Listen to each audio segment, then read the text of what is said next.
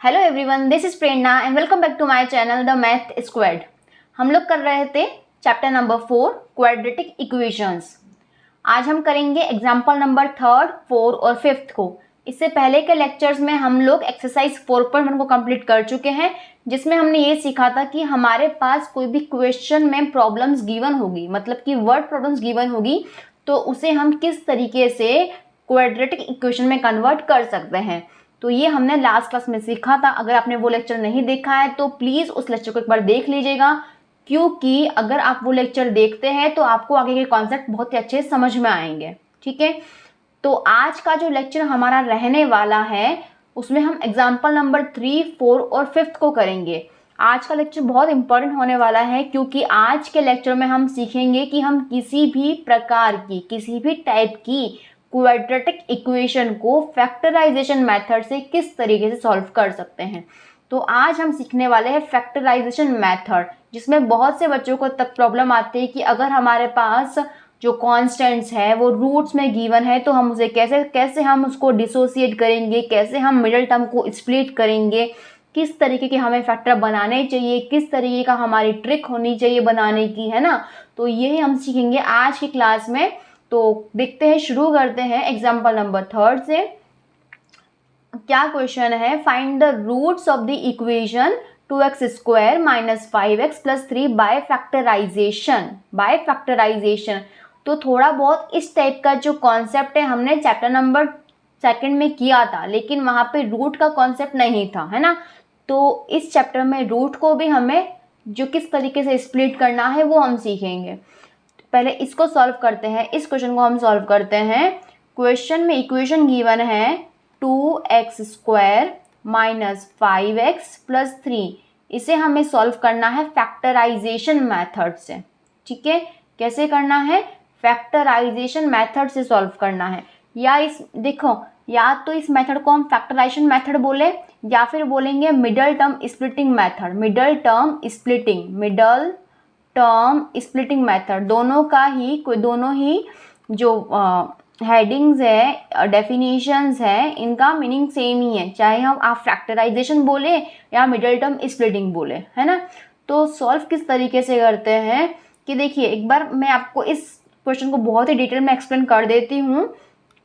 देखिए क्या होता है कि अगर हमारे पास कोई भी इक्वेशन है, कोई भी क्वाड्रेटिक इक्वेशन है, तो वो किस फॉर्म में होती है? वो होती है ax square plus bx plus c equals to 0। इस फॉर्म में हमारे पास कोई भी क्वाड्रेटिक इक्वेशन होती है। ठीक है, तो जहाँ पर a होता है हमारे पास में coefficient of x square, b होता है कोएफिशिएंट ऑफ x और c होती है कांस्टेंट टर्म। क्लियर? अब हमें करना क्या होता है? हमें इस मिडल टर्म यानी कि जो x का कोफिशिएंट होता है इसे करना होता है स्प्लिट, इसे हमें स्प्लिट करना होता है। ठीक है, अब स्प्लिट करना, ऐसे हम कोई भी नंबर तो लेके स्प्लिट नहीं करेंगे, है ना। तो हमें स्प्लिट करने का भी एक तरीका होता है, एक मेथड होता है। वो किस बेस पे करते हैं? तो उसमें हमें ध्यान रखना होता है कि हमारी जो कांस्टेंट टर्म है उसका साइन क्या है। या तो उसका साइन दो ही होंगे ना, या तो प्लस होगा या माइनस होगा, या तो प्लस होगा या माइनस होगा। क्लियर? अगर उस टर्म का साइन, कांस्टेंट टर्म का साइन प्लस है तो हमें b के यानी कि जो x का जो कोफिशिएंट है यानी कि b को स्प्लिट करना है। वो ऐसे स्प्लिट करना है कि उन दो नंबर का प्लस करने पर, उन दो नंबर का सम करने पर मिडिल टर्म आए। या फिर अगर कांस्टेंट टर्म का साइन माइनस है तो उन दोनों टर्म का डिफरेंस लेने पर, माइनस करने पर हमारे पास वो नंबर आए। ठीक है, और यहाँ पे जो हम करते हैं जैसे a और c, वो जो नंबर होने चाहिए, मान लीजिए कि अगर हम नंबर 3 कोई भी इक्वेशन हम कंसिडर करते हैं, इक्वेशन हम मान लेते हैं कि इक्वेशन हमारे पास है एक्स स्क्वायर, सिंपल सी इक्वेशन है, x square plus 4x plus 4 लेते हैं, बहुत ही सिंपल इक्वेशन है, ये लेते हैं। ठीक है, तो यहाँ पर कांस्टेंट टर्म c है, कांस्टेंट क्या c है, c कांस्टेंट टर्म होती है, उसका साइन प्लस है। और यहाँ पर a क्या है? a1 है, तो a इंटू सी, a क्या है? 1 है और c 4 है। 1 इंटू 4 करने पर आंसर 4 आता है। और इसको हमें इस तरीके से स्प्लिट करना है कि इन दोनों नंबर का मल्टीप्लिकेशन a इंटू सी के मल्टीप्लिकेशन के सेम आ जाए और इन दोनों टर्म का सम b की वैल्यू आ जाए। समझ में आई? मतलब इन जो भी दोनों टर्म में हम स्प्लिट कर रहे हैं, जिन भी दोनों टर्म में हम b को स्प्लिट कर रहे हैं, उन दोनों टर्म का मल्टीप्लिकेशन चेक करते हैं हम। तो मल्टीप्लिकेशन क्या बने? जो a इंटू सी का मल्टीप्लिकेशन है, और इन दोनों टर्म का सम बनना चाहिए जो वैल्यू b है। ठीक है, क्वेश्चन से आपको कॉन्सेप्ट और समझ में आएगा। क्वेश्चन है 2x² माइनस 5x प्लस 3। सबसे पहले आप a इंटू सी का मल्टीप्लिकेशन कर लीजिए। a इंटू सी क्या होता है? 2 इंटू 3 है, यहाँ पे 2 इंटू 3 यानी कि 6 है। ठीक है, और b की वैल्यू क्या है? b की वैल्यू माइनस का 5 है, c का साइन क्या है? प्लस है। तो आपको 5 को ऐसे स्प्लिट करना है कि उन दोनों नंबर का मल्टीप्लिकेशन 6 आ जाए। तो 2 इंटू 3 का मल्टीप्लिकेशन करने पर 6 भी बनता है, और 2 और 3 को सम करने पर 5 भी बनता है ना। तो इसलिए इस क्वेश्चन का स्प्लिटिंग पर आंसर क्या हो सकता है? आंसर हो सकता है 2 और 3। तो ये हो जाएगा 2x² माइनस बाहर है ही 5 को हम लिखेंगे 2 plus 3x plus 3 equals to 0। Correct. तो अब इसको ओपन करेंगे हम, 2x², ये हो जाएगा माइनस का 2x माइनस प्लस माइनस का 3x प्लस 3 इक्वल्स टू 0।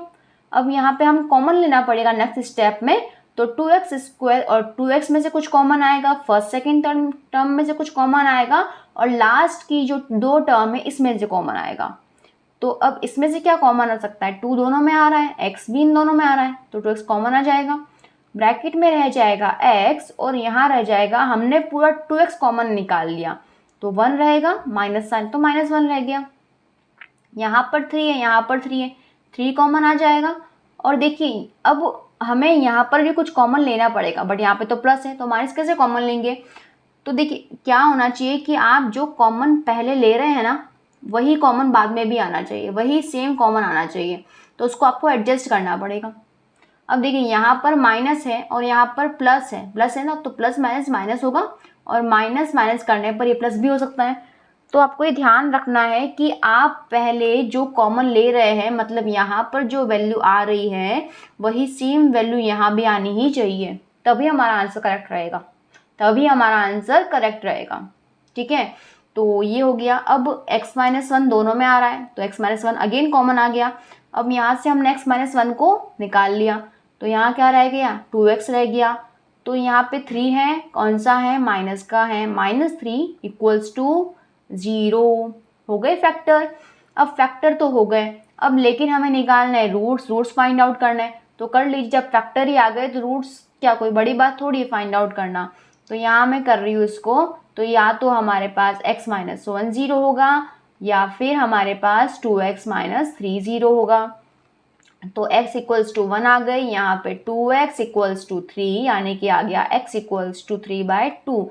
तो रूट्स आ गए हैं हमारे पास गिवन क्वाड्रेटिक इक्वेशन के 1 और 3/2। ये इसका आंसर है। समझ में आया? नेक्स्ट क्वेश्चन देखते हैं। नेक्स्ट क्वेश्चन है एग्जाम्पल नंबर 4 रहेगा। Next question example number 4, find the roots of the quadratic equation 6x² minus x minus 2 equals to 0। तो इक्वेशन क्या है? इक्वेशन है हमारे पास में 6x² minus x minus 2 equals to 0। अब c का साइन क्या है? यानी कि कांस्टेंट टर्म का साइन माइनस है, माइनस साइन है ना, तो माइनस साइन है, तो हमें, और यहाँ पे b की वैल्यू क्या है? b की वैल्यू 1 है, a की वैल्यू 6 है, और c की वैल्यू, b की वैल्यू -1 है, a की वैल्यू है 6 और c की वैल्यू है -2। तो हमें b को स्प्लिट करना है, ऐसा स्प्लिट करना है कि इन दोनों नंबर का माइनस करने पर हमें मिले a इंटू सी, यानी कि 12 मिले। तो अब ऐसे कौन से दो नंबर जिसको आपको माइनस करने पर 1 मिले और मल्टीप्लाई करने पर 12 मिले? तो आपको इजी करने के लिए आप 12 के फैक्टर कर सकते हैं। देखो, या तो 1 इंटू 12 होता है, करेक्ट ना, लेकिन इन दोनों का डिफरेंस कितना होता है? 11 होता है, तो ये तो पेयर हम नहीं ले सकते। फिर हम 2 देखें तो 2 6 12 बनता है ऑब्वियसली, लेकिन 12 तो बनेगा, लेकिन माइनस करने पर क्या बनेगा, 4 बनेगा, लेकिन हमें तो 1 चाहिए, ये भी रिजेक्ट। फिर 3 लेंगे, 3 4 जा 12 बन रहा है, लेकिन और माइनस करने पर 1 भी बन रहा है। इसका मतलब हमारा जो करेक्ट हम पेयर लेने वाले स्प्लिटिंग करने के लिए हम ये लेंगे, इसको हम सेलेक्ट करते हैं। ठीक है, तो करिए। तो हम कैसे लिखेंगे इसको, 6x², यहाँ पर माइनस है ना, माइनस है तो यहाँ हो जाएगा माइनस का 4x प्लस का 3x माइनस का 2 इक्वल्स टू 0। अब आपको ये ध्यान रखना है कि आपको कॉमन लेने पर मल्टीप्लिकेशन में आप यहाँ जो नंबर लिखते हैं वो दोनों नंबर सेम होने ही चाहिए। ठीक है, अब यहाँ पे 6 है और यहाँ पे 4 है, दोनों में 2 कॉमन बनता ही नहीं बनता है, 2 कॉमन बनता है किसमें, 6 और 4 में हमारे पास 2 कॉमन आता है ना, तो ये 2 हो गया। अब यहाँ पर भी x² है, यहाँ पर x है तो x आ गया। जब हमने 2 कॉमन ले लिया है, यहाँ पे 6 है तो 2 3 जा 6, करेक्ट। x² में से एक x हमने बाहर निकाल लिया तो एक x अंदर रहेगा, 4x में से 2x ले लिया तो 2 रह जाएगा। अब जो सेम हमने नंबर यहाँ लिखा है वो सेम नंबर हमारे पास यहाँ भी होना ही चाहिए ना, मैंडेटरी है, बहुत जरूरी है। 3x - 2 हमने ले लिया कॉमन, तो कुछ रहा क्या हमारे पास, क्या लिखेंगे हम यहाँ पे, 1 लिखेंगे, 1 इक्वल्स टू 0। वापस से अब हम इन दोनों में से 3x - 2 कॉमन ले लेंगे, यहाँ आ जाएगा 2x और यहाँ आ गया 1 इक्वल्स टू 0। ठीक है, तो अब इसको सॉल्व करते हैं, तो या तो 3x - 2 इक्वल्स टू 0 आएगा या फिर 2x + 1 equals to 0। x equals to 2/3 हो गया और यहाँ पर x इक्वल्स टू आ गई वैल्यू -1/2। तो फाइनली सॉल्व कर लिया हमने क्वेश्चन को और हमारे पास x के रूट्स आ गए हैं, x की वैल्यू 2 आ गई है, 2/3 एंड 1 - 1/2।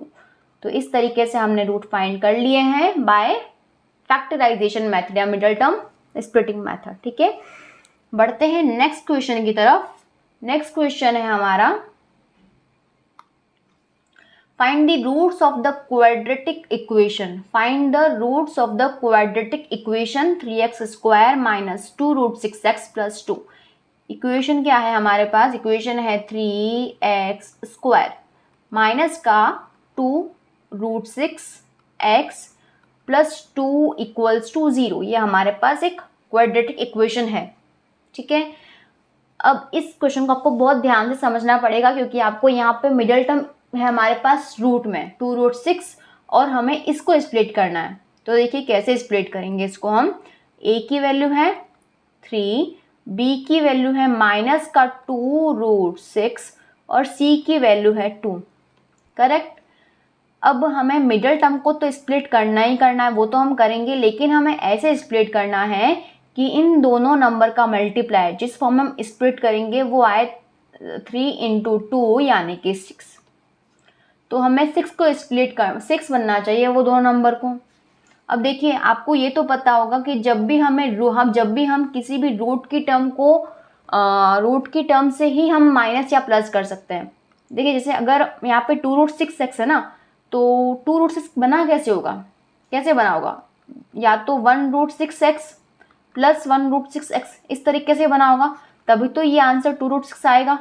या फिर मतलब कुछ भी 4 √ 6 आया होगा या फिर -2 √ 6 आया होगा तो उससे 2 √ 6 बना होगा, या फिर जो भी आया होगा मतलब 13 √ 6 आया होगा, -11 √ 6 आया होगा तो उससे 2 √ 6 बना होगा। इतनी बात तो क्लियर है, मतलब कि हमारे पास रूट में जो भी नंबर आएगा, 6 आएगा, 3 आएगा, 5 आएगा, वॉट एवर इट इज, मतलब कोई भी नंबर जो होगा ये, तो क्या होगा कि वो रूट का ही प्लस या माइनस होगा। इतनी बात तो आपको क्लियर ही होगी, ये पढ़ा है हमने कि हम दो जो इरेशनल नंबर हैं उनको हम ऐड कैसे करेंगे, रूट को हम ऐड नहीं कर सकते। अगर हमारे पास सेम है, सेम रूट है तभी हम उनको ऐड कर सकते हैं ना, तो रूट तो सेम होना ही चाहिए, रूट सेम होना ही चाहिए। तो ये कॉन्सेप्ट हमें अप्लाई करना है इस क्वेश्चन में। तो 2 √ 6x और मल्टीप्लाई में 3 2 जा 6 बनना चाहिए। ठीक है, तो 2 √ 6x और मल्टीप्लाई में 6 बनना चाहिए। तो एक बार तो हम यहाँ लिख देते हैं 3x²। अब अगर आप नॉर्मल बहुत सिंपल सा जो कॉन्सेप्ट है, आपको प्लस करना है तो ये और भी इजी हो गया कि आपको प्लस ही करना है, उन दोनों नंबर को प्लस ही करना है।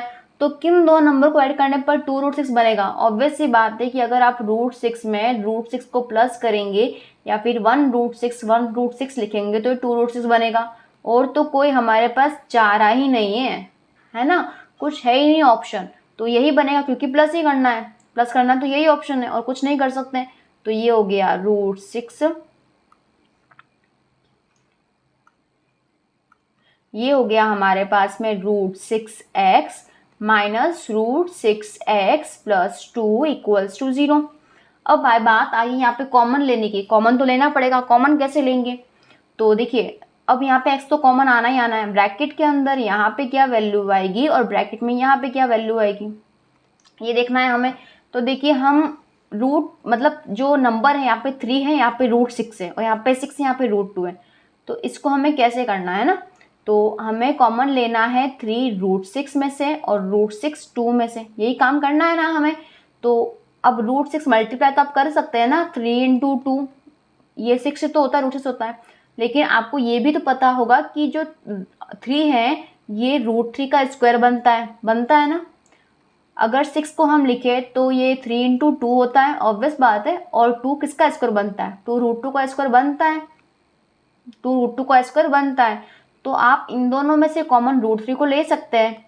जब √3 को कॉमन लेंगे इन दोनों में से तो यहाँ पर √3 आ जाएगा, क्योंकि यहाँ पर स्क्वायर है तो 1 हमने ले लिया तो 1 रहेगा ब्रैकेट में, √3 हमने ले लिया तो यहाँ पे √2 रहेगा।